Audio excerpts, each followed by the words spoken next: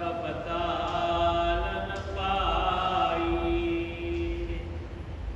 पिवथल चंद्र आकाश राम चरण पायो अमृत सतगुरु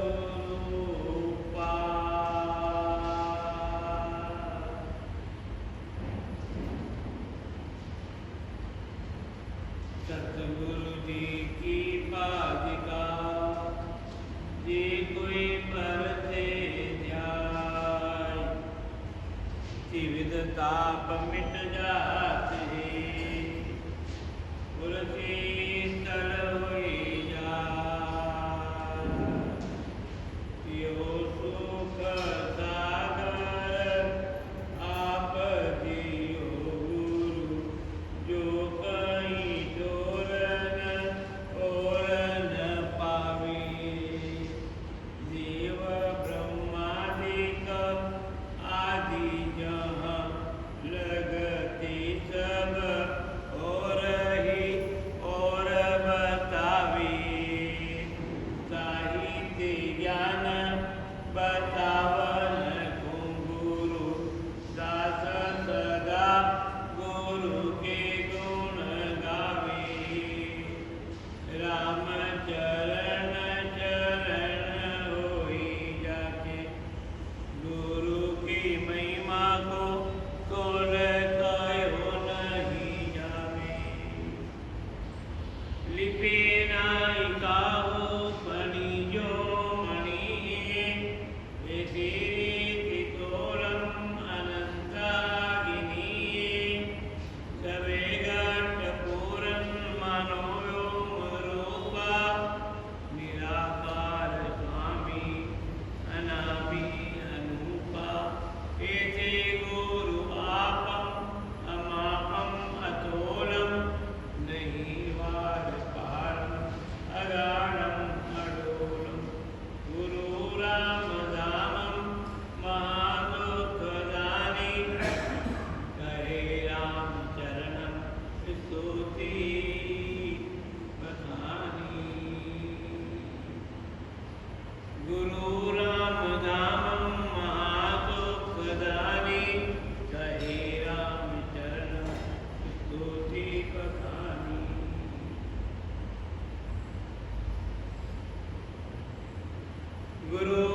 गुरुर्ब्रह्मा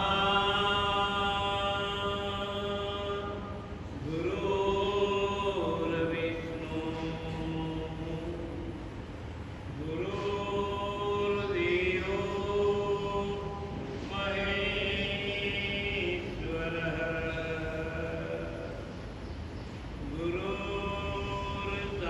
गुरुर्साक्षात् परब्रह्म तस्मै श्री गुरुवे नमः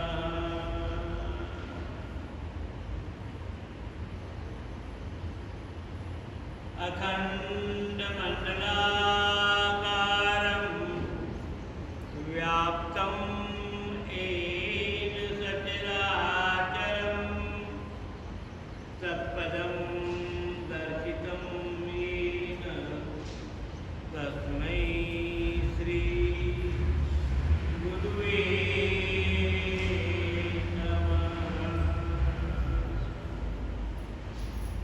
तस्मै श्री गुरुवे नमः रामाय रामभद्राय रामचंद्राय वेदसे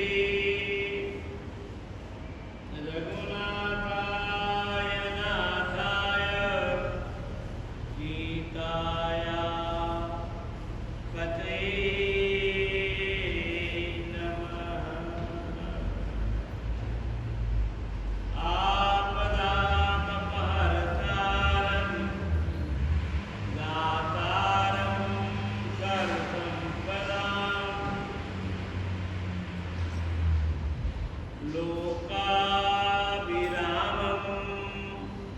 श्रीरामं भूयो भूयो नमाम्यहम्।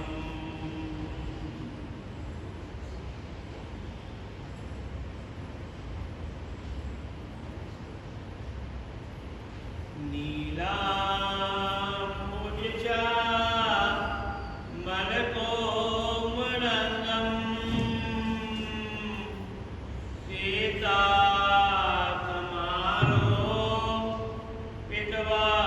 सीतासमारोपितवामभागं पाणो महासायकचारुचापं नमामि रामं रघुवंशनाथं। नमामि रामं रघुवंशनाथं।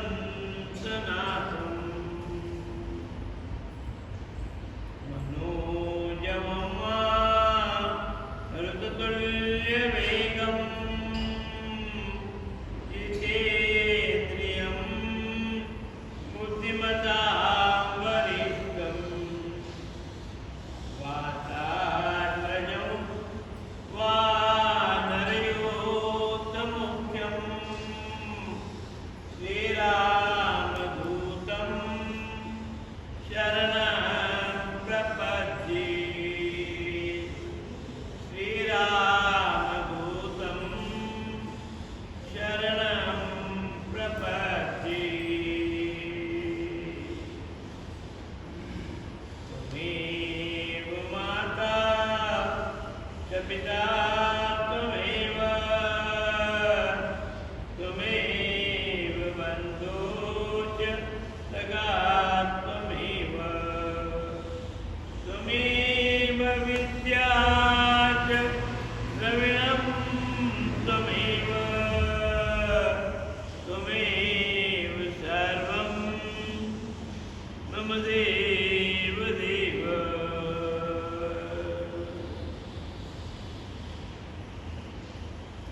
मंगलं भगवान् विष्णु मंगलं गरुडध्वज मंगलं पुंडरीकाक्षो मंगलाय तनो हरिः। नारायणं नमस्कृत्यं नरं चैव नरोत्तमं देवीं सरस्वतीं व्यासं ततो जयमुदीरयेत्। वसुदेवसुतं देवं कंसचाणूरमर्दनं देवकी परमानन्दं कृष्णं वन्दे जगद्गुरुं। कृष्णं वन्दे जगद्गुरुम्। मुखं करोति वाचालं पङ्गुं लङ्घयते गिरिं यत्कृपातमहं वन्दे परमानन्दमाधवम्।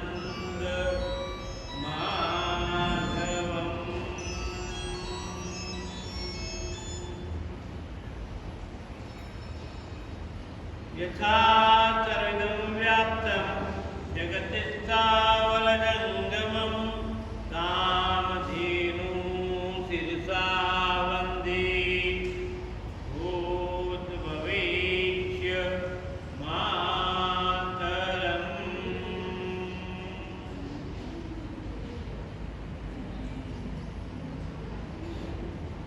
अनंत कोटि ब्रह्मांडाधिनायक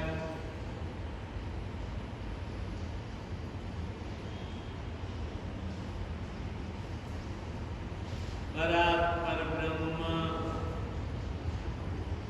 सच्चिदानंद घन ज्योति स्वरूप भक्तवांछा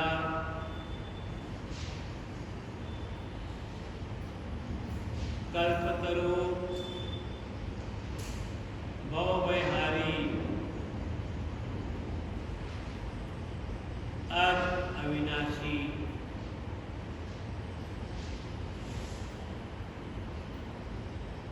सकल गुण राशि सर्वेश्वर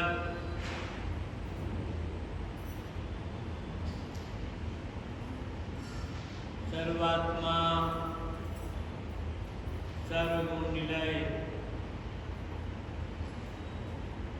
परमात्मा के श्री चरणों में अनंत बार प्रणाम निवेदन करता हूँ।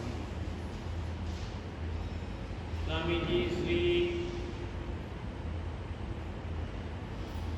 रामचरण जी महाराज की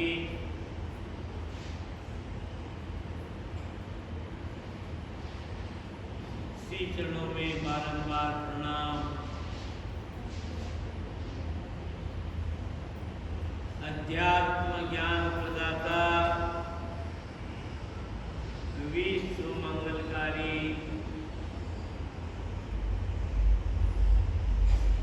भवसागर से पार कराने वाले सद्गुरुदेव भगवान के चरणों में बारंबार प्रणाम। भूत भविष्य वर्तमान तीनों ही युगों के महात्माओं के चरणों में बारंबार प्रणाम निवेदन करते हुए ग्रंथ के रचनाकार कथाकार चेड़ापा रामस्ने संप्रदाय के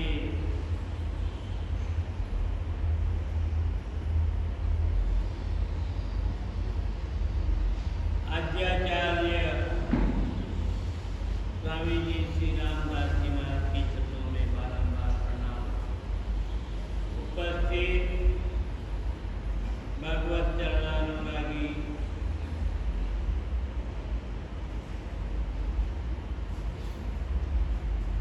श्रद्धालु भक्तजनों, श्रद्धा वात्सल्यमयी माताओं, बहनों,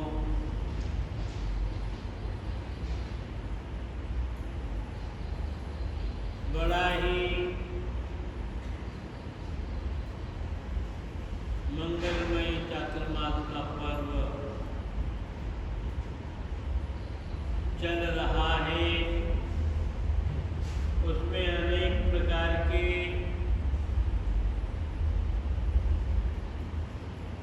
शुभ कार्य, धर्म कार्य, भगवत कार्य करने का संकल्प लोग भाग लेते हैं। वर्तमान में भी अपने यहाँ पर पावन धरा, पावन भूमि, संतों की तीर्थ स्वरूप स्थान पर प्रातःकालीन भक्त चरित्रों का वर्णन के लिए भक्ति भक्त भगवंत गुरु चतुर्नाम वपुईक इनके पद रज वंदन किया, नाशत विघ्न अनेक। इन महापुरुषों के पावन संदेश को, उपदेश को जीवन में अंगीकार करते हुए नित्य नैमित्तिक रूप से प्रातःकालीन सत्संग चल रहा है। प्रसंग है भक्ति का, भक्तों का, शिव पार्वती के प्रसंग। भगवान शिव ने अपना गुप्त महामंत्र पार्वती को हिमालय की गुफा में दिया। इसके पूर्व का प्रसंग जैसा कि रामचरितमानस में वर्णन है, भागवत में वर्णन है, महात्मा जी यहाँ पर बताते हैं। बार त्रेतायुग माही, एक बार त्रेतायुग माही, शंभ गए कुंभज ऋषि पाही। युग था त्रेता का, साथ में थी सती,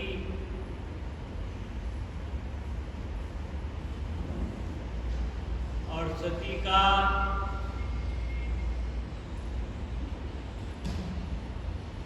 और शिव का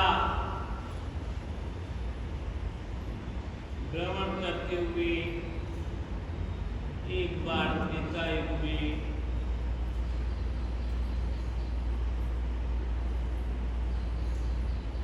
अगस्त ऋषि का एक नाम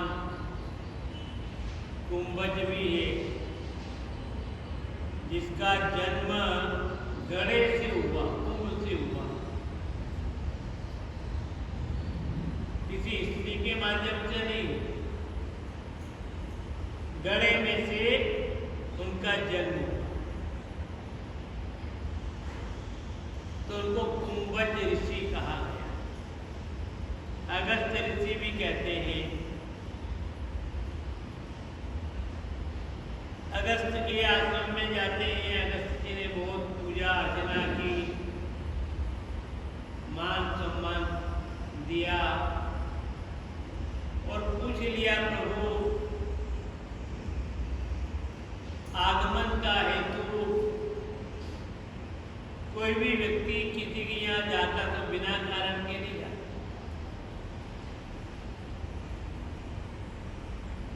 फालतू कोई नहीं है।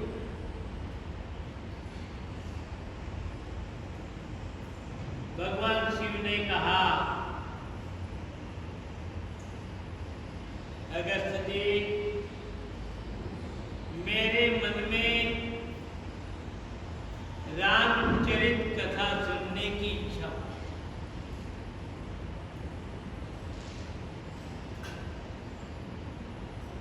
कैलाश पर्वत से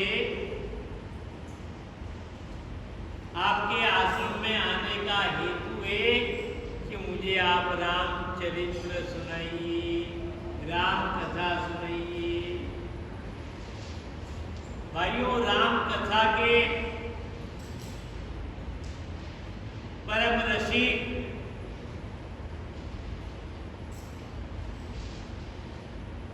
परम सुधा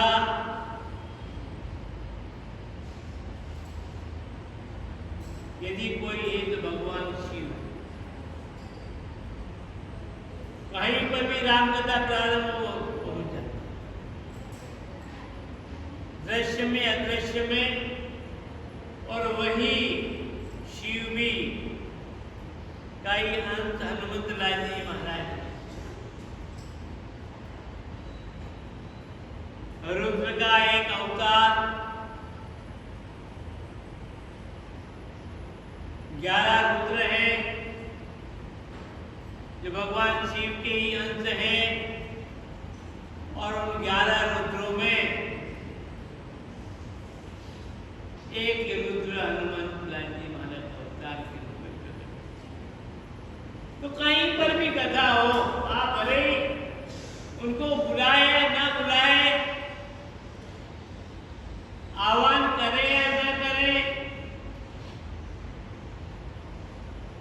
बैठने का कहे या न कहे,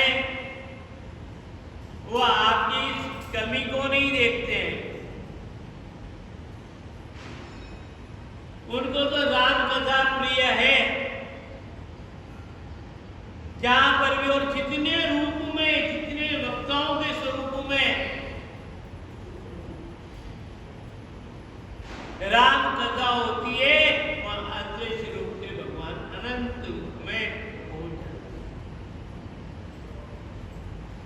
यहाँ साकार रूप लेकर के अगस्त ऋषि के पास पहले पूजा कर ली, आप कथा सुना। और कथा सुनने की इच्छा हुई, ग्रंथ का वाचन प्रारंभ हुआ, तो भगवान शिव ने और सती ने अगस्त ऋषि की और ग्रंथ का पूजन किया। अगस्त ऋषि का भी, कथावाचक का भी व्यास स्वरूप होता है, उनका भी पूजन हुआ है और ग्रंथ का भी पूजन हुआ। पर सती के मन में संशय पैदा हो गया, अब पति चेहरे कम और क्या, श्रद्धा खत्म। थोड़ी देर पहले इन्होंने हमारी पूजा की,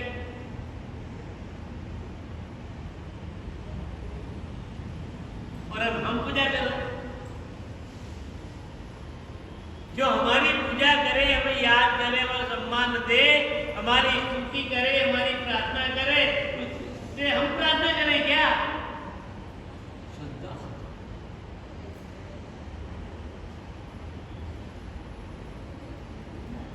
कथा सुनने में बैठी हुई है सती जी, कथा सुनने में बैठी है और अगस्त जी कथा सुना रहे हैं। कथा पूरी हो गई, पर सती का शरीर था मनीराम तो घूम रहा, मन लगा नहीं, श्रद्धा जगी नहीं, भाव जगा नहीं। भगवान शिव बड़े श्रद्धा से कथा सुन करके आगे बढ़े, विदाई हुई और विदाई लेकर के वह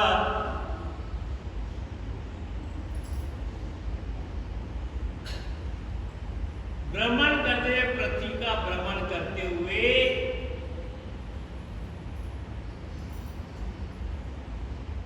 कैलाश की ओर जा रहे थे।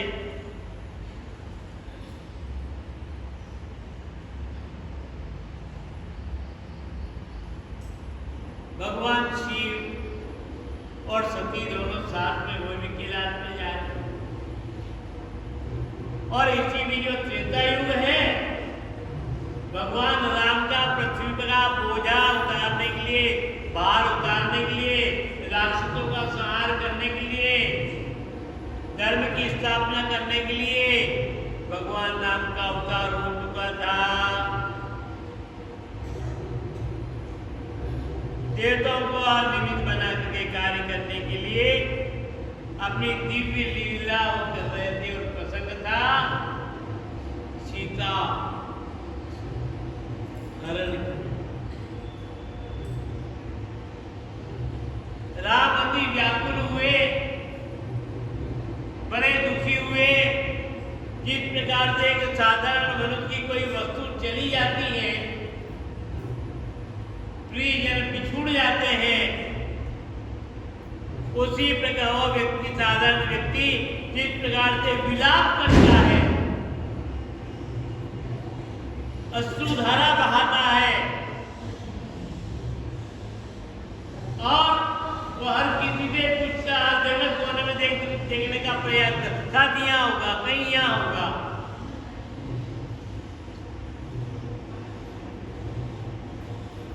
मन में ऐसा दृश्य देखा और कहा, स्वामी ये कौन? ये सीता के लिए इतना विलाप कर रहे हैं।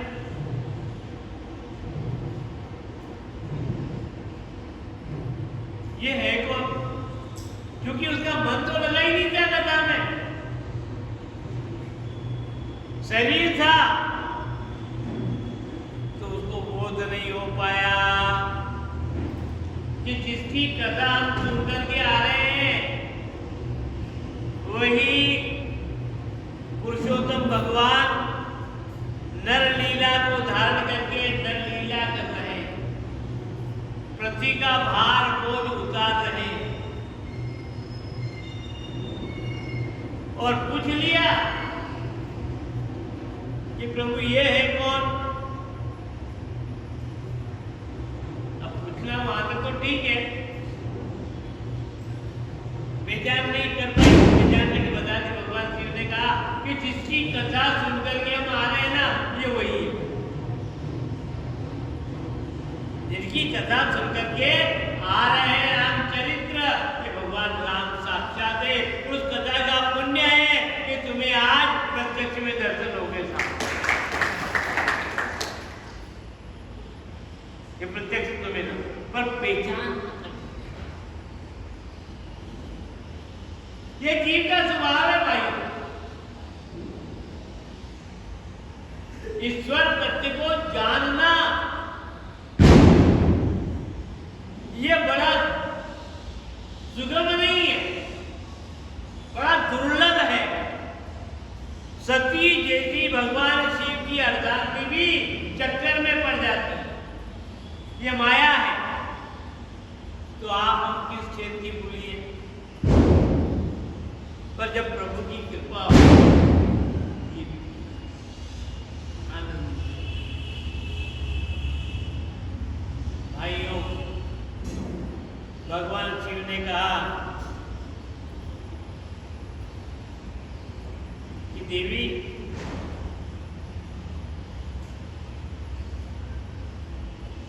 जब भगवान जा रहे थे, भगवान शिव ने प्रणाम किया। हमारे महात्मा कहा करते कि हम शापरा धाम जाते हैं ना, इस शापरा धाम में रामचंद्र जी महाराज ने राम नाम का अलग जगाया। इसकी भूमि का पूजन, धाम का पूजन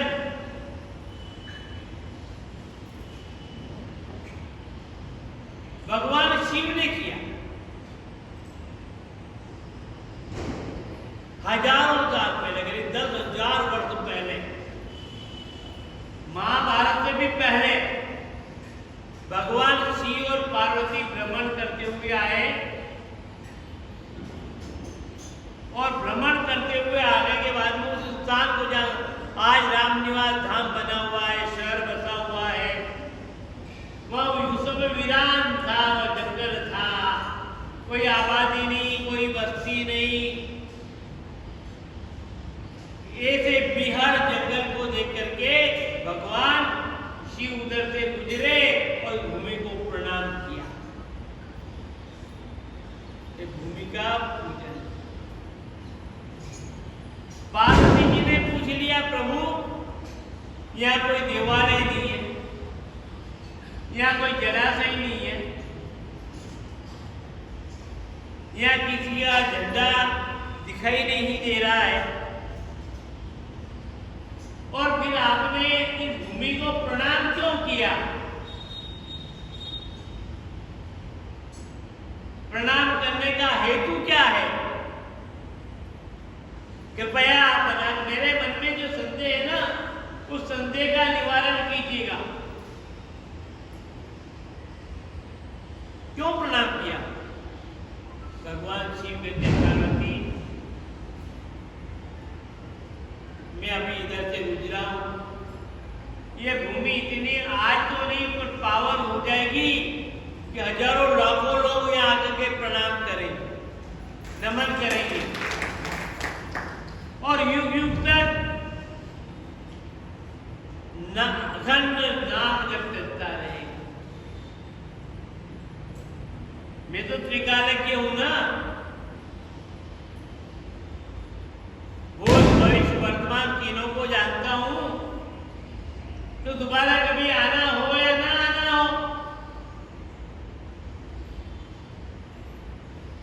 तो मैंने इस भूमि को प्रणाम कर लिया कि धन्यवाद भूमि,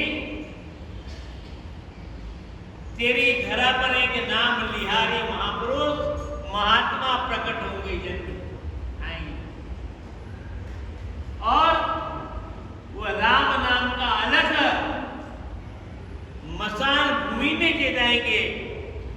ऐसे मैंने सोचा कि पहले से प्रणाम कर, इस भूमि को नमन प्रणाम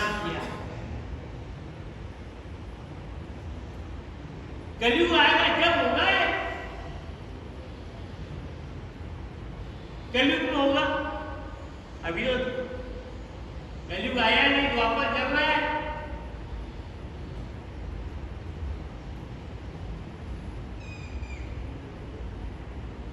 और जब कलयुग का आगमन हुआ, कितने ही वर्ष बीत गए, उसके बाद इसी भूमि पर चैतन्य भूमि, हजारों लोग वहां जाते प्रणाम करते हुए जाते, नमन। कितने ही लोगों की मनोरथ पूर्ण होते हैं, बड़ी श्रद्धा भक्ति से वहां पहुंचते हैं। तो ये तो बात निकल गई, याद आ गई कि भगवान शिव लोक कल्याण के लिए पृथ्वी पर विचरण किया करते हैं। पूरे संपूर्ण पृथ्वी पर उनको वो विचरण, एक एक जगह उनके चरण गिरे हुए मानो। ये तीर्थ भूमि, ये पावन भूमि,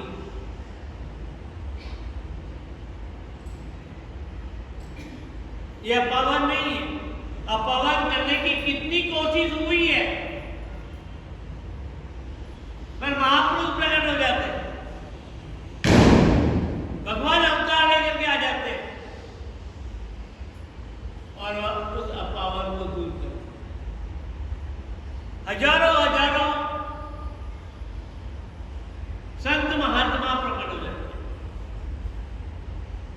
भूमि पवित्र संतदास, भूमि पवित्र संतदास, जहां संत चरण प्रवेश। संत सिद्ध उधारे दे आपनी, सिद्ध उधारे दे आपनी, संत उधारे देश, और भूमि पवित्र संतदास, जहां संत चरण प्रवेश। जिस नगर में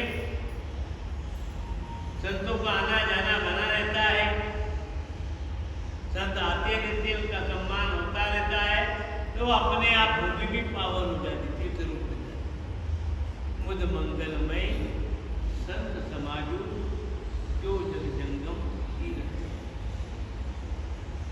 भगवान ने प्रणाम किया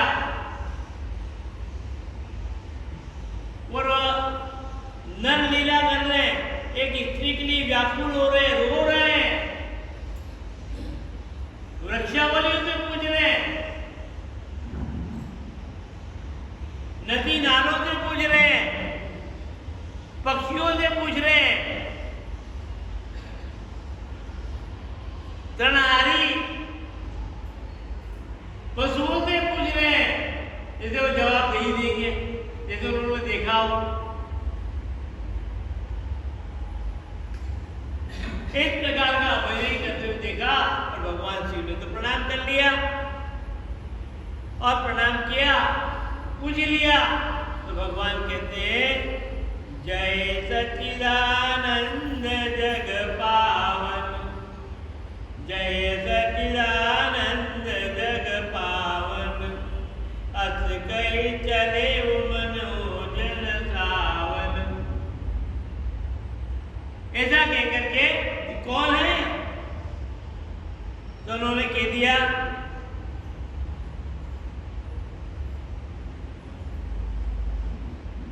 हे देवी, मैंने सच्चिदानंद स्वरूप प्रभु श्री राम जी को नमन किया, प्रणाम किया है, जो पृथ्वी का भार उतारने के लिए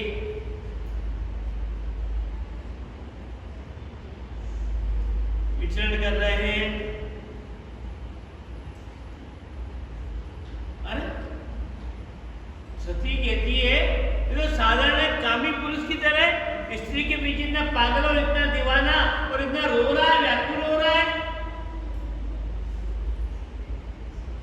जैसे कोई मनुष्य स्त्री के लिए रोता है, उसी प्रकार ये भी रो रहा है, और इसको आपने भगवान कह दिया, सच्चिदानंद कह दिया। भले आप विश्वास कर लो, आपकी अंधभक्ति हो सकती है, पर मैं तो विश्वास नहीं करता। करेगी कैसे? सत्संग में तो रुचि ही नहीं है। बिना सत्संगन हरि कथा, बिना सत्संगन हरि कथा, ते बिन मोहन भाग। बिना सत्संगन हरि कथा, ते बिन मोहन भाग। मोह गए बिन राम पद, मोह गए बिन राम पद, हो इन दृढ़ अनुराग। कैसे प्रेम?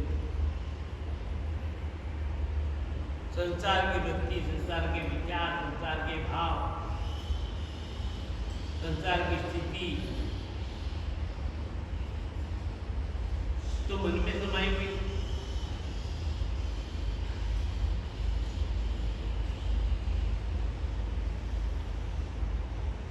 सत्संग तो है, बिना सत्संग करे, पर भगवत कथा भी जरूर,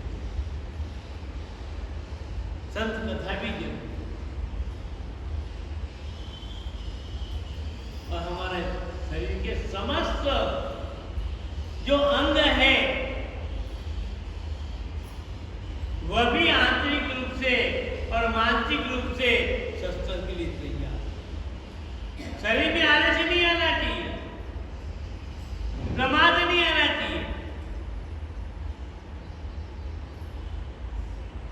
और अपने को शरीर में आलस आ जाएंगे, कभी उबासी आएगी, एक पांव दुखने लग जाएंगे, कभी आगे पीछे पांव करने लग जाएंगे, कभी थोड़े से असाधारण में नींद का झोंका आ जाएगा।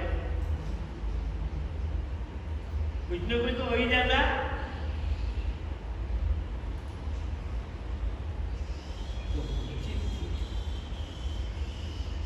और जब मोह गया ही नहीं और मोह के कारण ही भगवान को पहचान नहीं।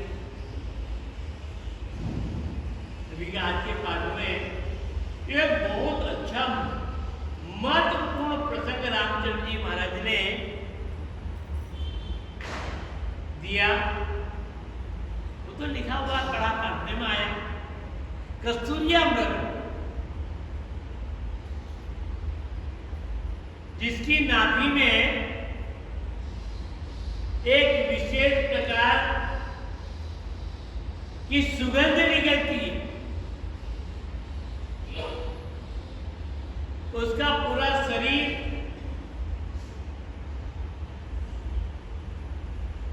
नाभि में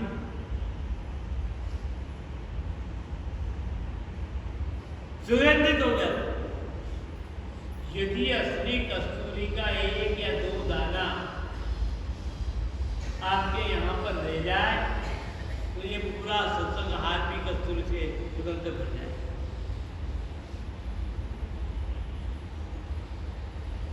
ये उसकी विशेषता है। और दो दाना यदि आपने काम में ले लिया, अभी मुंह में डाल लिया, तो नाक में से खून बहने लगेगा। इतनी गर्मी है उसमें। पुराने जमाने में इलाज के लिए बच्चे को सर्दी हो जाती, निमोनिया हो जाता,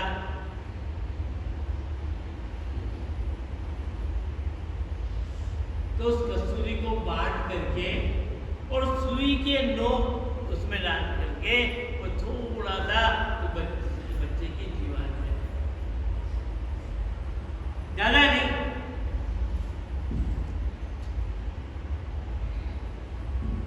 निद्रा साफ, जो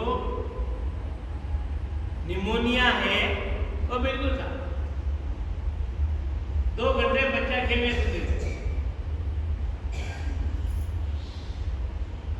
जो औषधियां,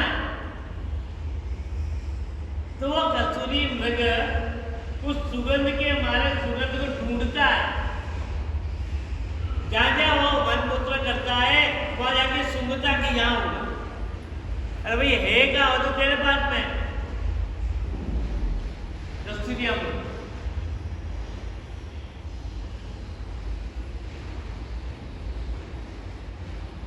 कस्तूरी कुंडली बसे मृग न पावे भेद। कस्तूरी कुंडली बसे मृग न पावे भेद। वो ये जानती नहीं तो मेरे पास ही है, ये तो जानी ना, पहाड़ ढूंढ रहा है। उसी प्रकार व्यक्ति बिना सदगुरु की कृपा के, बिना सदगुरु के, वह भी ब्रह्म रूपी परमात्मा रूपी जो कस्तूरी है, वह है तो आपके पास ही है, पर उसकी महिमा के गुण सुन के हम कई दुनिया के भर के तीर्थों में घूमते हैं, वहां मिलेंगी और साथ बहकाते हैं। कस्तूरी कुंडली बसे मृग न पावे भेद। राम चरण यूं घट राम है, राम चरण यूं घट राम है, भूला है रे वेद। स्वामी जी महाराज कहते हैं कि हर घट में परमात्मा है। रमता राम सकल भर पूरा, सर्वम खलविदम ब्रह्म। परमात्मा सर्वत्र है, सभी में है, आप में भी है। प्रहलाद से जब पूछा गया कि बता तेरे परमात्मा कहाँ है, तो उसने कहा पिताजी मैं पूछूं कि मैं आप बताओ कि मेरा परमात्मा कहाँ नहीं है, आप ही बता दो कि कहाँ नहीं है। अरे जल में, थल में, नभ में, आप में, मुझ में, खग में, खंड में, सब में मेरा परमात्मा है। आपने कोई कम कसर नहीं रखी मुझे मानने के लिए, और मैं तो अजना का जीव कैसे बच सकता। कभी का समाप्त, कभी का मतलब समाप्त हो जाता। कितने जीवों को आपने मार दिया, पर मैं बच गया। क्यों? कि मेरा परमात्मा है, इसमें है सर्व नहीं सब तो रहे। आपको विश्वास नहीं, मुझे विश्वास। आप कोई अलग रूप में देखते ईश्वर को, अपने दुश्मन मानते, विरोधी मानते। आप ये मानते हैं मेरे भाई का हत्यारा, जिसकी जो भावना है वैसी भावना के अनुसार परमात्मा ने जाकी रही भावना है।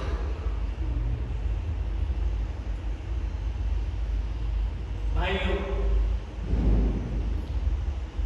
ये अनुराग कब होगा जब वे मोह की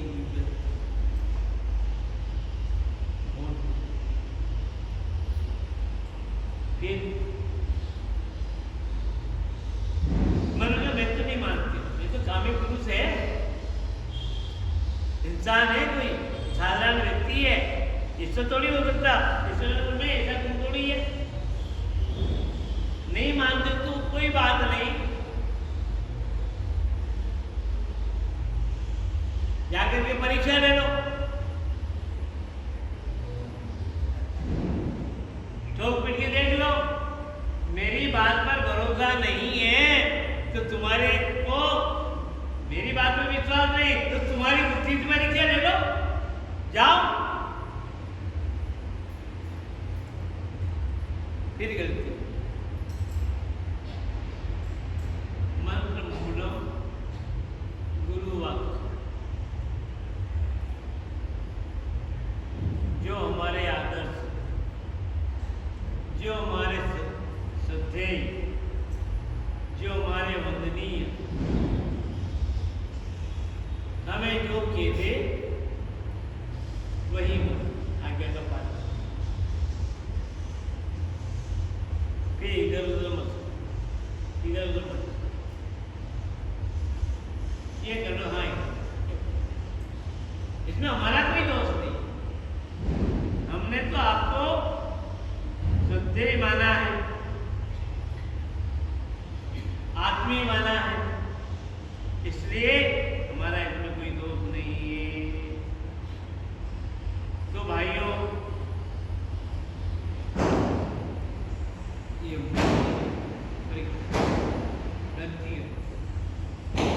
और परीक्षा ले, भगवान की क्या परीक्षा ली जाती है क्या? परीक्षा लेने की मन में सोचा कि परीक्षा क्या लूं, परीक्षा क्या लूं। परीक्षा के लिए सोचा कि जिसकी तलाश है ना उसी का रूप बना। एक से पूछ रहे ना कि सीता कहाँ, सीता कहाँ, सीता कहाँ, अपनी सीता बन जाओ और सीता मान करके अपने को रुकेंगे, मेरा हाथ पकड़ने का प्रयास करेंगे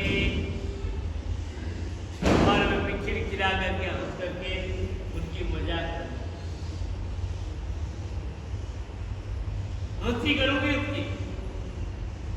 सीता का रूप बना। नकल में भी अक्कल चाहिए, नकल में भी अक्कल चाहिए।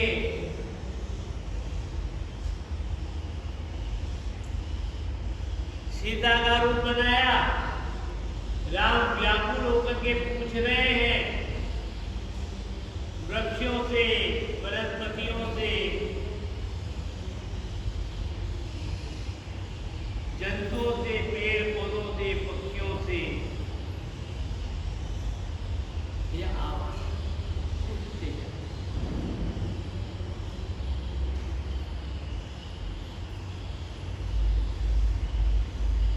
और सीता जी आगे आगे आगे आगे।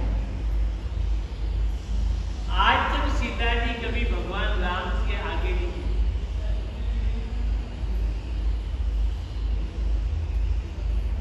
सीता जी कभी राम से आगे नहीं चली। आगे राम, पीछे जानकी, पीछे लक्ष्मण जी। पति के पीछे नारी चलती है और ये आर्टिफिशियल नारी है। ये आर्टिफिशियल है, नकली है, तो वो आगे जा रही है। और जब आगे देखा तो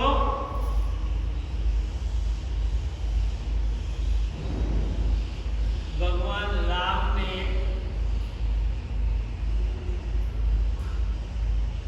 परीक्षा करने गई, पर सामने रास्ते पर आ रहे भगवान राम भी बड़े प्रेम से मुस्कुराए और कहने लगे, भवानी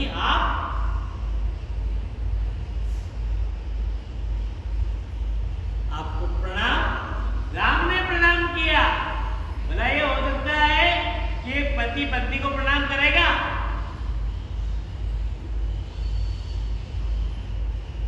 कभी हो सकता है क्या? राम ने भवानी शब्द कह करके प्रणाम किया है और अब तो संकोच में आ गया। मेरी पहचान हो गई, मेरी परख कर ली, मुझे पहचान लिया, मेरी चोरी पकड़ा गई। अब तो सब पकड़ा जाएंगे और जैसी बड़ी मगर मैं और कहा, देवी आप जंगल में अकेली घूम रही हो, भगवान शिव कहाँ है? अकेली जंगल में हो, शिव को कहाँ छोड़िया है? शिव कहाँ है? और ये सुनकर और भी ज्यादा संकुचित हो गई और शर्मा गई। और इधर उधर जैसे उसने देखा, दाएं बाएं ऊपर नीचे, तो सर्वत्र जो है हजारों ब्रह्मा, हजारों भगवान शिव और हजारों विष्णु और असंख्य देवता प्रभु श्री राम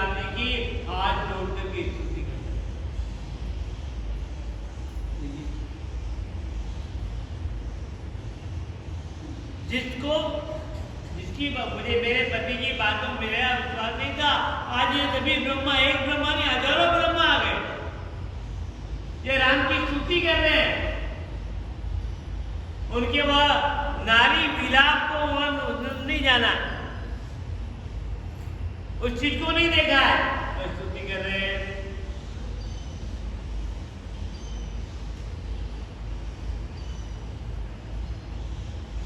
आप तो बड़ी संपूर्ण करके चली पति के पास, जहाँ विराजमान,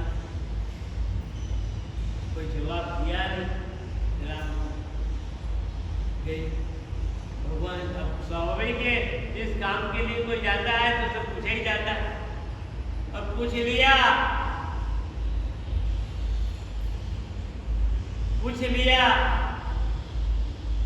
कि सती विश्वास हो गया, भरोसा हो गया, परीक्षा ले ली ना, ठोक पीट के देख लिया,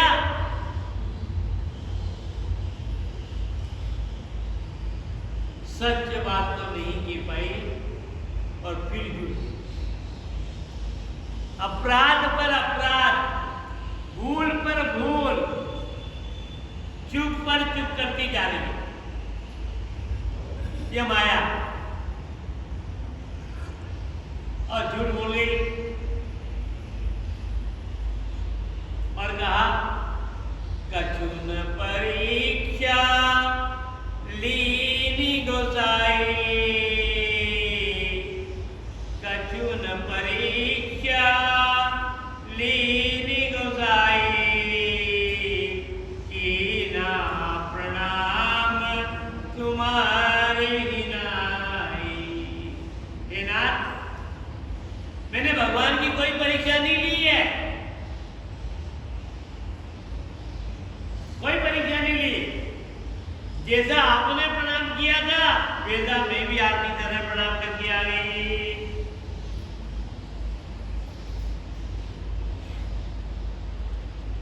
मैंने कोई परीक्षा नहीं, भगवान तो अंतर्यामी है ना, निकाला क्या है तो सब जानते हैं। उन्होंने अपनी दिव्य दृष्टि से देखा कि सती सीता बनी, सीता का रूप बनाया, तो मन में विचार करते आज से मेरी मां हो गई, पत्नी रही नहीं। इसने सीता का रूप बना लिया, उसको पत्नी के रूप में कैसे माना? तो कोई जवाब नहीं। लोक व्यवहार निभाना, लोक व्यवहार दुनिया में इसका भी अभ्यास नहीं होना चाहिए।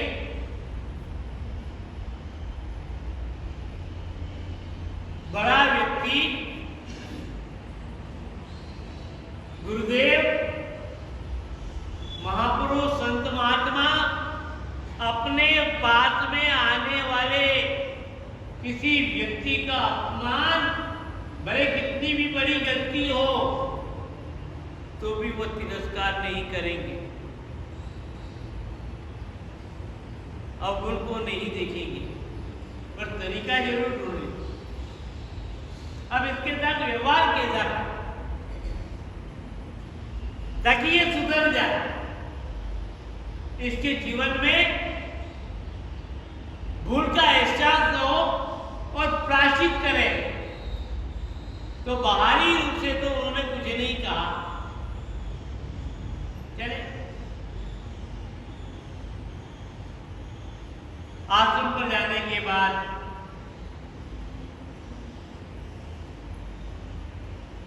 बैठक व्यवस्था में बदलाव लिया। बैठक व्यवस्था में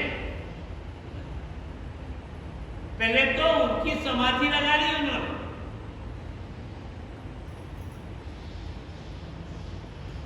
चुपचाप, और 83,000 वर्ष तक समाधि में रहे भगवान शिव। और उसके बाद समाधि खुली तो अब सती को आंसू सामने बाएं भाग में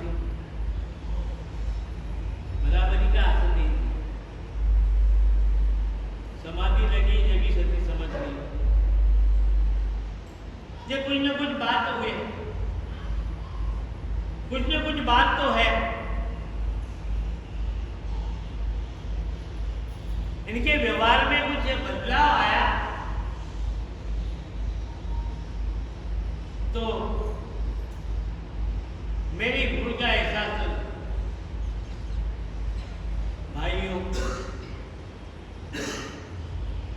यह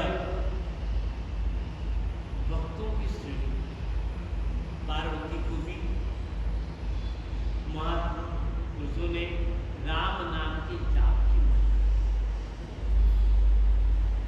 पर ये तो प्रसंग आ गया, प्रसंग तो बहुत लंबा चौड़ा रामायण रामचरितमानस का, श्रीमद् भागवत का है,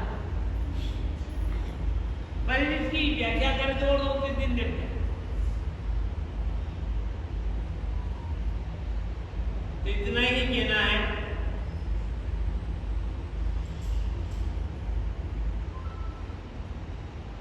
कि फिर सती का यह मोह निवृत्ति करने के लिए भगवान शिव ने अनेक प्रकार की पौराणिक कथाएं सुनी।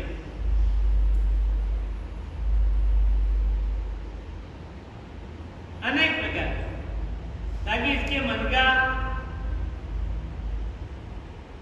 जो मोह है वो और इसको भी एहसास होने लगा कि मेरा आसन जो है बैठने का स्थान बदल दिया गया। अब मैं वापस उस स्थान पर इस शरीर के द्वारा नहीं बैठ सकती,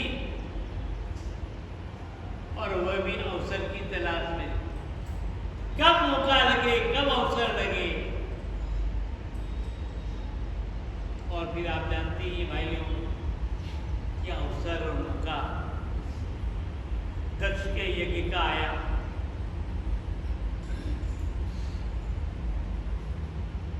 सती जी का वहां पहुंचना हुआ, अपने पति का आसन नहीं देखा। विचार आया कि जिसके अंश से मेरा शरीर बना है, मेरे पिता के अंश से मेरा शरीर बना, और मेरे पिता ने मेरे पति का अपमान किया।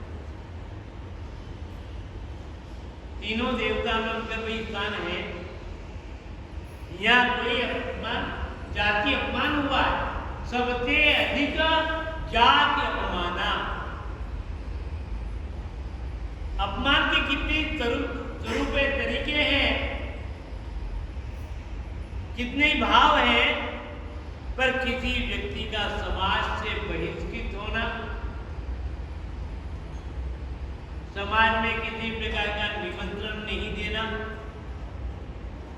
बुलाना नहीं, ये समाज के द्वारा तिरस्कृत,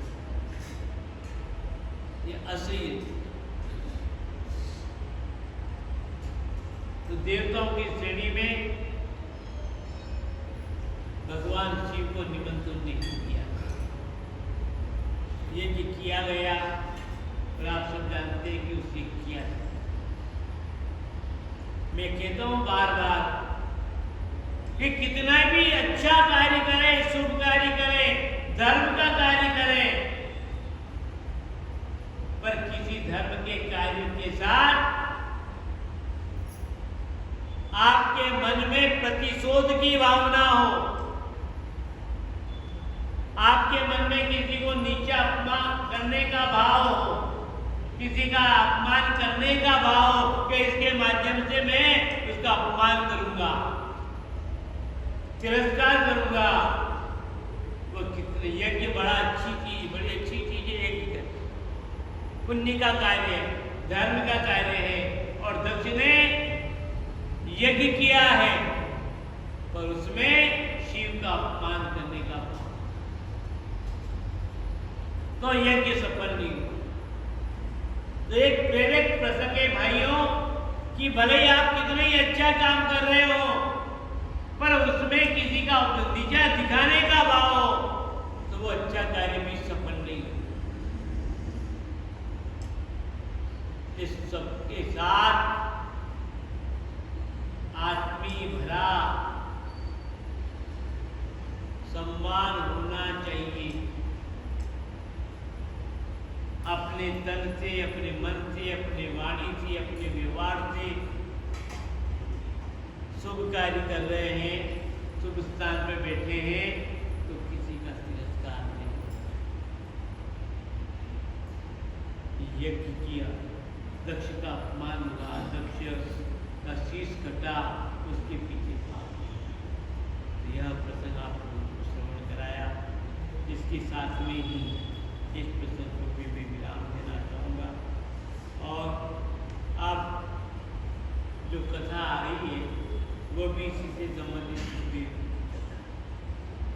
कल के दिवस में सुखदेव का जन्म, भक्ति का स्वरूप, के संबंध में चर्चा होगी। समय का आदर मान करते हुए मैं अपनी बोली को यही विराम देना चाहूँगा। थोड़ी देर नाम जप करें। नाम जप के बाद में अगली सूचना जो भी है वह भाई श्री विजय जी